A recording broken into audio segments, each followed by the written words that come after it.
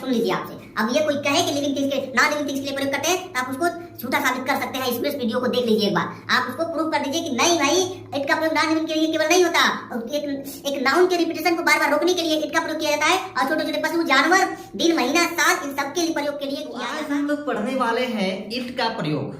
इस इट के प्रयोग को इंट्रोडक्टरी इट भी बोलते हैं। क्या आपको पता है कि इट का प्रयोग कहाँ किया जाता है? बहुत स्कूलों में या फिर आप कोचिंग सेंटरों में पढ़े भी होंगे कि इट का प्रयोग कहाँ करते हैं, नॉन लिविंग के लिए किया जाता है ना। कि क्या कभी ऐसा हुआ है कि किसी नॉन लिविंग के लिए प्रयोग किया जाए इसका? क्योंकि इट याद रखिएगा, इट एक प्रोनाउन है। ध्यान दीजिएगा मेरे हर एक वर्ड पर, आपको सारा कंफ्यूजन इसमें आज क्लियर हो जाएगा। तो आप बता सकते हैं कि इट किसके बदले आता है? तो आप कहेंगे कि निर्जीव के बदले। तो मैं कहूं कि यह एक मार्कर, क्या बोलेंगे? इट इज मार्कर बोलेंगे क्या? इट इज मार्कर नहीं बोलेंगे। क्या बोलेंगे आप? अधिकतर इसके लिए यूज करेंगे आप दिस का, कि दिस इज मार्कर। अगर मैं कहूं कि यह टेबल है तो क्या आप उस टेबल के लिए यूज करेंगे कि दिस इज टेबल करेंगे कि इट इज टेबल बोलेंगे? आप बोलेंगे दिस इज टेबल। मैं बोलूं कि वह किताब है तो किताब भी तो निर्जीव हुआ, टेबल भी निर्जीव हुआ, और मेरे हाथ में जो ये मार्कर है ये भी निर्जीव हुआ कि नहीं? है ना, निर्जीव, नॉन लिविंग है। बट क्या यूज किया मैंने? दिस, इट नहीं ना। इसके लिए क्या हमने यूज किया? दिस लगाया ना। तो दिस भी एक प्रोनाउन है और इट भी एक प्रोनाउन है। ठीक है, तो हमने कहा कि देखिए हमने लिखा भी है कि यहाँ पर किसके बदले में इट का यूज होता है। इट का प्रयोग समय, दिन, महीना, साल, ऋतु, तिथि इत्यादि निर्जीव पदार्थ हो, जैसे छोटे छोटे पशुओं, छोटे छोटे बच्चों के लिए किया जाता है। और जनरली आपको पढ़ाया किया जाता है कि इट का प्रयोग निर्जीव वस्तुओं के लिए केवल किया जाता है। नहीं, ऐसा नहीं है। इट एक प्रोनाउन है, और ये प्रोनाउन का उपयोग कहाँ करते हैं आपको पता है? प्रोनाउन का उपयोग करते हैं नाउन के रिपीटिशन को रोकने के लिए। अगर मैं लिखूं कि वह राम है, राम घर जाता है, राम किताब पढ़ता है, तो यहाँ बार बार जो राम शब्द आया है उस रिपीटेशन को रोकने के लिए किसका प्रयोग करेंगे हम? उसका प्रोनाउन यूज कर लेंगे, यानी ही यूज कर लेंगे। तो वैसे ही अगर मैं यहाँ पर लिखूं कि वह किताब है, यह लाल है, वह किताब है, वह लाल है ना। वह किताब है और किताब कैसी है आपकी? लाल है। वह किताब है और किताब आपकी कैसी है? लाल है। तो लाल जो है, अब देखिए यहां पर अगर यहां इसको देखिए, वह किसके लिए प्रयोग किया गया? किताब के लिए ना। ये वाला जो है इस किताब में, वह किताब है और किताब कैसी है? लाल है। तो इस किताब को के रिपीटिशन को यहाँ पर मैं किताब लिख सकता था, लेकिन नहीं, किताब के रिपीटिशन को रोकने के लिए क्या लिखा हमने? वह लिखा। That is book, और that is red। तो इसके रिपीटेशन को देखिए, यहाँ पर नाउन इट मीन्स होता है। देखिए अब यहाँ इट मीन्स होता है यह, ठीक है। तो यहाँ ये जो प्रोनाउन है, यहाँ जो ये भी डेमोन्स्ट्रेटिव प्रोनाउन है ये, और डेमोन्स्ट्रेटिव प्रोनाउन का यूज हम किसी को इंडिकेट करने के लिए करते हैं। क्या करने के लिए? किसी भी वर्ड को इंडिकेट करने के लिए हम डेमोन्स्ट्रेटिव प्रोनाउन का यूज करते हैं। ठीक है, तो यहाँ जो दैट आया है, दैट बुक, ये जो बुक आया है, इस बुक के लिए क्या यूज किया गया? दैट। तो इस बुक के लिए फिर हम बुक यहाँ पर नौ लिखे कि बुक इज रेड, यह वो किताब है, किताब लाल है, वह किताब है, किताब लाल है। तो इस किताब को यहाँ नौ आने के लिए, यानी नाउन को बार बार नौ आने के लिए रोकने के लिए किसका यूज कर दिया जाता है? कि बार बार नाउन नौ आए वहां पर यूज करते हैं हम इंट्रोडक्टरी इट का यूज किया जाता है। और जहां पर, और दूसरी पॉइंट ये है कि जहां पर आपके सब्जेक्ट का अभाव है तो वहां पर भी आप इट का प्रयोग करते हैं। अब सब्जेक्ट का अभाव कैसे? कि जैसे मैंने किसी से समय पूछा कि व्हाट इज टाइम, तो क्या बोलेगा? 8 बजा है।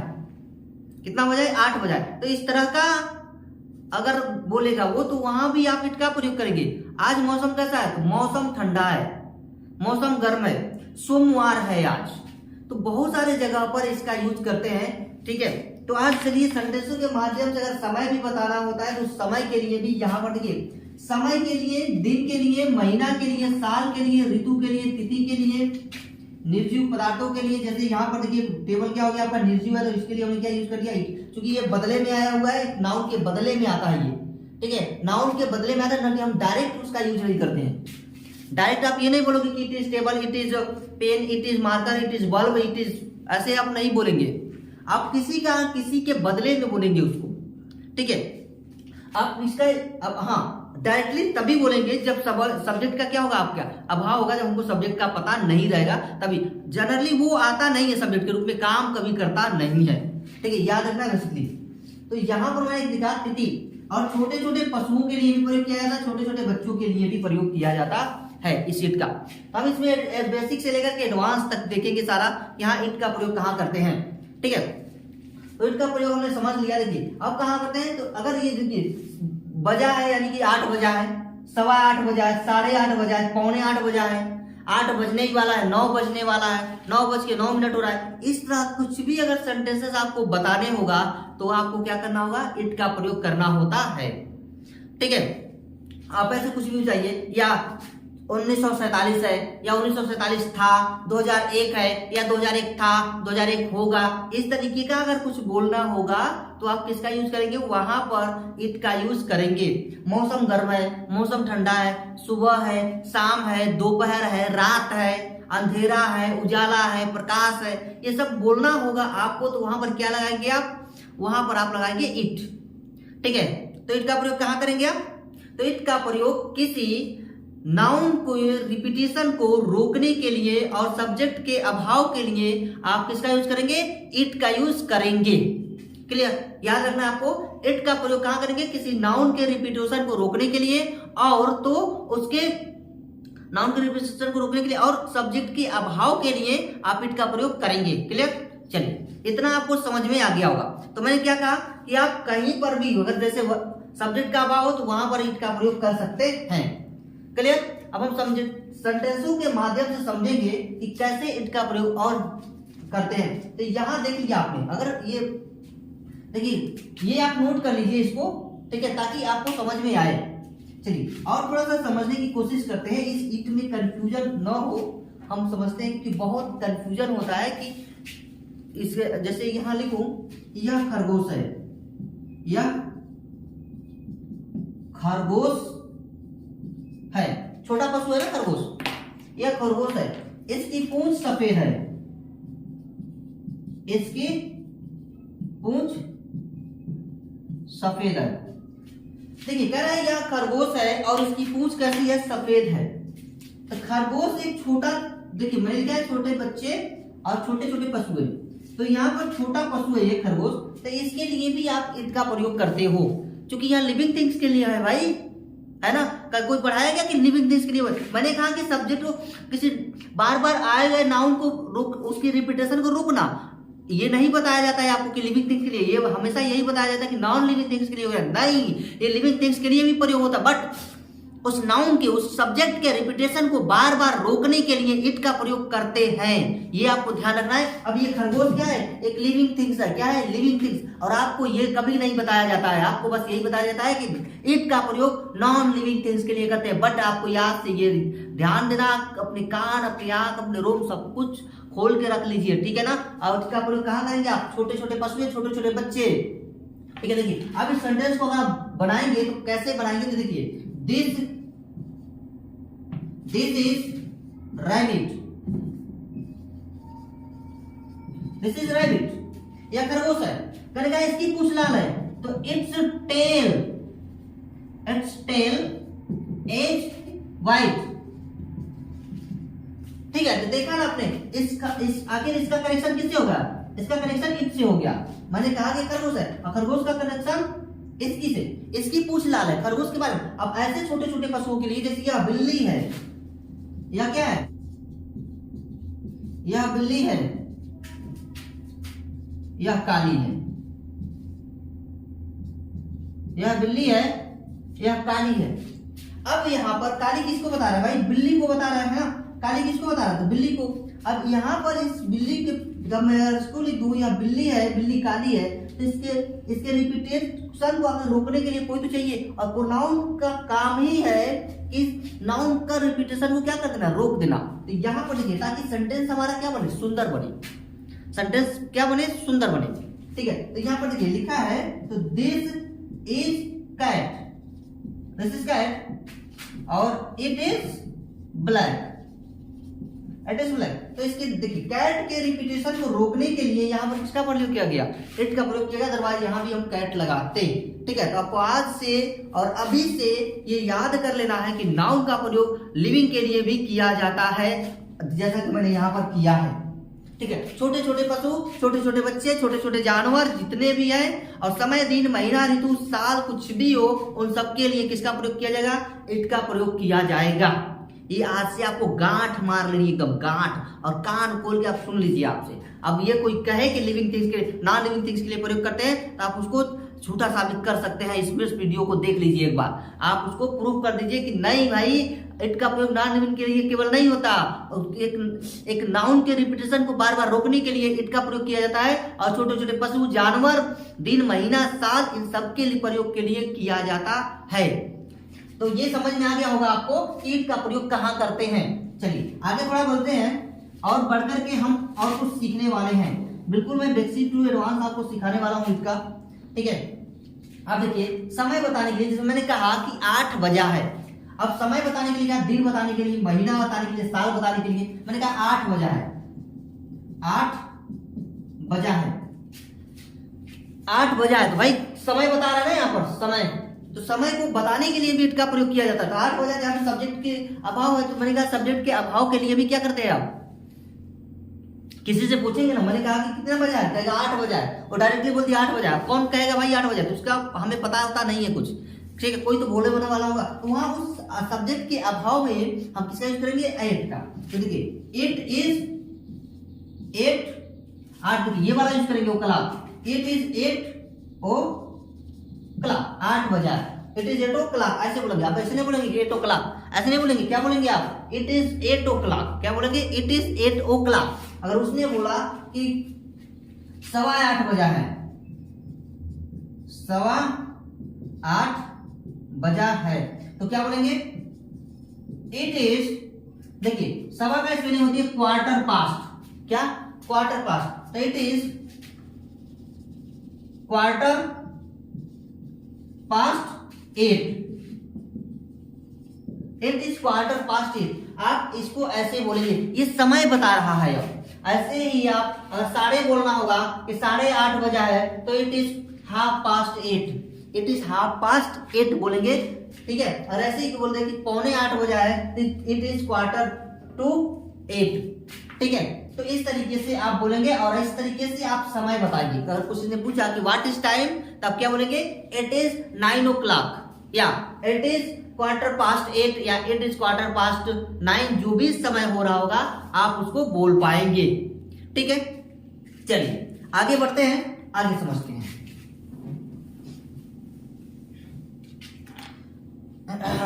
अब देखिए मैंने आपको समय बताया, अब मैंने कहा कि समय बता दिया, दिन बताए। दिन का मतलब कि आज सोमवार है, कहे कि सोमवार है, सोमवार है,